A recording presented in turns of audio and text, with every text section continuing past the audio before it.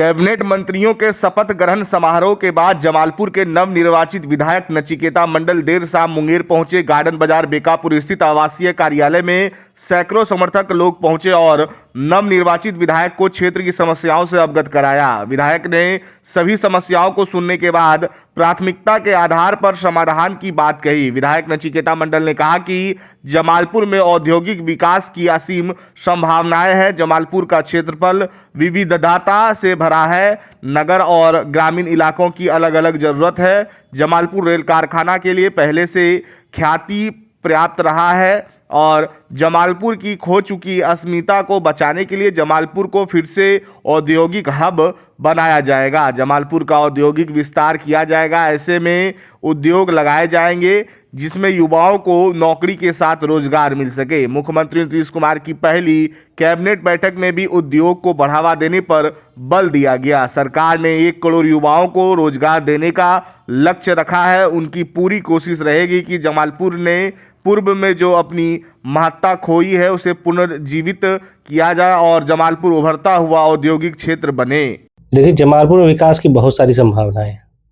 जमालपुर का जो क्षेत्रफल है वो विविधताओं से भरा क्षेत्रफल है। धरारा की अलग ज़रूरत है, खड़गपुर की अलग ज़रूरत है, जमालपुर की अलग ज़रूरत, नगर की अलग ज़रूरत है। और बिहार सरकार का इस बार जो फोकस है कि हम किस प्रकार से ज़्यादा उद्योग धंधों को यहाँ एस्टेब्लिश करें कि हम रोजगार परक जो है, जो वातावरण है उसको बिहार के अंदर क्रिएट कर सकें। बिहार ने लक्ष्य रखा है 1 करोड़ रोजगार का। उस 1 करोड़ रोजगार के सृजन के लिए बिहार को तैयार होना है।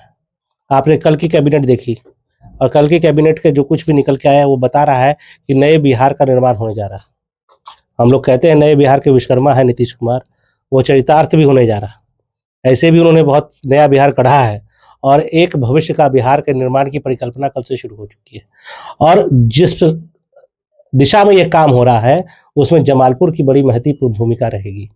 जमालपुर पूर्व से भी औद्योगिक शहर रहा है और हम लोगों की पूरी कोशिश रहेगी कि पिछले इतने वर्षों में जो उसने अपनी जो महत्वता को खोया है उसको हम वापस पाएं और जमालपुर सबसे उभरता हुआ औद्योगिक क्षेत्र बनकर के निकले।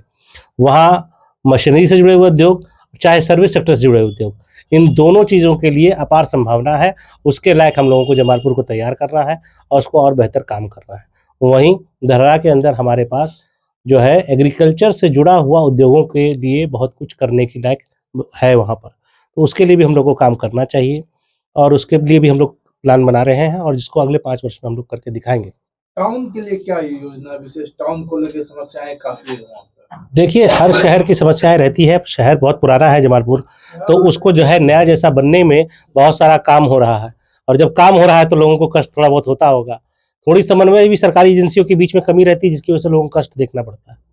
अभी सड़कों का निर्माण हो रहा है, साथ में वहाँ नल जल की समस्या है, उसको ठीक करने के लिए भी आज भी मेरी सुबह जो आयुक्त महोदय से भी बात हुई है और जो है वहाँ के जो जमालपुर के कार्यपालक अधिकारी हैं उनसे भी मेरी बात हुई है कि ये सामंजस्य बनना चाहिए कि जो मुख्य सड़कों में पहले पानी का कनेक्शन की व्यवस्थित कर दी जाए और उसके बाद सड़कों का निर्माण कराया जाए, ताकि ऐसा ना हो कि हम जो है एक तरफ सड़कों को बनाते जा रहे हैं दूसरी तरफ से खोदते जा रहे हैं। तो ऐसी व्यवस्था नहीं बननी चाहिए। सड़कें अच्छी तरह से बने। वहाँ पर सड़क बिजली की में जो है आपने को जानते ही होंगे, पहले वहाँ बहुत लोड शेडिंग की प्रॉब्लम थी, तो हम लोगों ने अपना प्रयास कर करके वहाँ पर उसको उसके फीडर को अलग अलग कराया था और उसके बाद से लोड शेडिंग की प्रॉब्लम वहाँ घट चुकी है, काफ़ी कम हो चुकी है ना के बराबर। तो काम तो जो भी छोटी मोटी समस्या है उनको हम लोग सॉल्व कर रहे हैं। अब जमालपुर के औद्योगिक क्षेत्रों का भी डेवलपमेंट का समय आ चुका है। मदर डेयरी का प्लांट लग रहा है, उससे जुड़ा हुआ और बियाडा का बहुत सारा ज़मीन है और वहाँ पर भी हम लोग बहुत सारे काम करने के लिए नौजवानों को तैयार करके उससे उद्योगों की स्थापना कराने का भी काम हम लोग करेंगे।